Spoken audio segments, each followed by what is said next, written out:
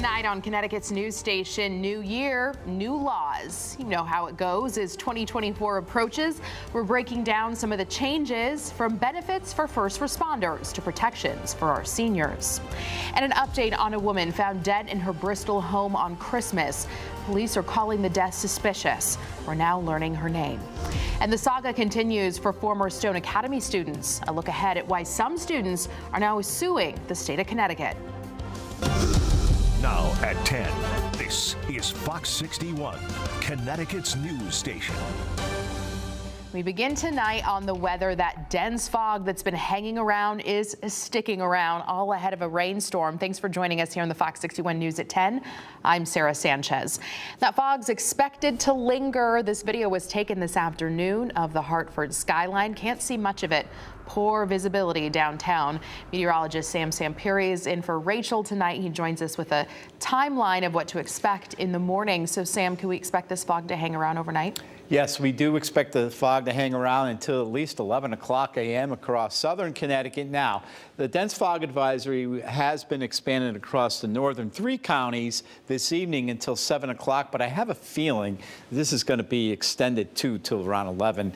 And I'm surprised that Litchfield County isn't into it, because look at the visibility across all of Connecticut, basically down to a quarter mile and less across most locations. Even up here now in Litchfield County, you're down to a quarter mile with that shade of gray. Temperatures are in the 30s and lower 40s, so we don't have any problems as far as any black ice, or if you're running in any drizzle overnight tomorrow morning, we're not going to be dealing with any freezing precipitation. That's the good news. We have the higher clouds above the fog starting to roll in ahead of our next system. And right here, there's a band of showers. Now, the showers in New York keep falling apart, but it's this band of rain now coming up out of central Pennsylvania that we'll be watching, and it'll start to move in our direction for tomorrow. But meanwhile, again, we have areas of dense fog overnight, clouds, and then some showers pick up as we head towards the afternoon. But we really don't get cranking with the rain until we get into tomorrow evening. And you'll see that by the time we get to 5, 6 o'clock, that's when the rain becomes steadier and heavier. So the fog gives way to showers, and then the showers gives way to a steady rain coming up. I will detail how much rain when it all comes to an end and what you can expect as we head to the New Year's Eve holiday weekend. Sarah? Thank you, Sam. Another holiday travel season coming to a close, and state police are revealing just how busy they were out on state highways. In total, troopers were called out nearly 3,800 times for service. They wrote just under 450 tickets for everything from speeding to seatbelt violations. There were 29 people arrested for driving under the influence and 259 car crashes. There were 27 injuries, 4 of them deadly. Compared to last year, though, there were less calls for service, but 2023 was deadlier. There were just 2 fatalities last year. This year, troopers say a rise in speeding violations and DUI arrests. An update now out of Bristol. Police have identified the woman found dead in her home Christmas morning. Her name was Diana Jones. She was 83 years old and a Bristol resident. Police say she was found dead inside her bedroom. They tell us they're investigating for potential criminal activity now. They're asking anyone with relevant information to give them a call. With the new year just days away, Connecticut has a long list of laws set to begin. Some of them are starting as soon as the calendar flips to January. Fox 61's Carmen Chow spoke with 2 experts, one diving into benefits for firefighters and the other, a lawmaker, talking about protections for senior citizens. It's a small price to pay for peace of mind. Firefighters put their lives on the line every day when battling heavy flames. Those toxic fumes can cause serious health issues, the worst being cancer. Firefighter cancer is much higher than the average normal citizen.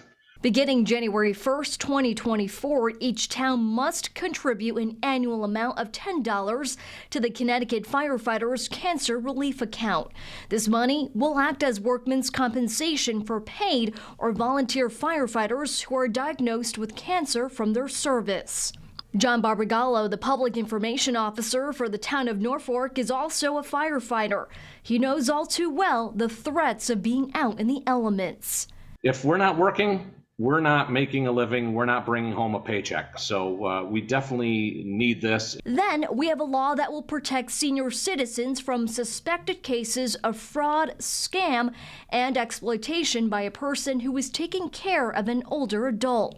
Beginning July 1st, 2024, banks or any financial institutions can be authorized to temporarily suspend or hold transactions involving an account of an older adult over the age of 60 if they are being taken advantage of. Senate Majority Leader Bob Duff pointing to their vulnerability as one of many reasons. They're scamming them because sometimes they have money or people have access to their bank accounts or their credit cards. Or their Social Security checks. Too many times, it can be anyone's elderly family member. I think back to my grandmother, and she lived in Norwalk, so we were able to care for her for sure. And so I would imagine that if somebody were to come in and help her out, and she didn't have family nearby, that certainly could have taken effect. That was our Carmen Chow reporting. Again, there are many more new laws that are set to begin next year. As we begin the new year, stick with Connecticut's news station as we delve deeper into the laws impacting you and your family. Download our free Fox 61 News app and visit our website, fox61.com, for more details. 7 years later, and police in Waterbury have arrested a man they believe sexually assaulted a woman while posing as a police officer. 33-year-old Niemki Amichia was extradited from Washington State just days before Christmas. Police say he came to their attention after getting booked for another assault. His DNA was put into the system and came up as a match. Amichia was arraigned on Friday, and he's facing multiple charges. Some former Stone Academy students are turning their frustrations towards the state of Connecticut, filing a lawsuit against the Office of Higher Education and Department of Public Health. They argue they suffered significant damages after the closure of the school. They want to be reimbursed for lost academic credits and damages to their reputations.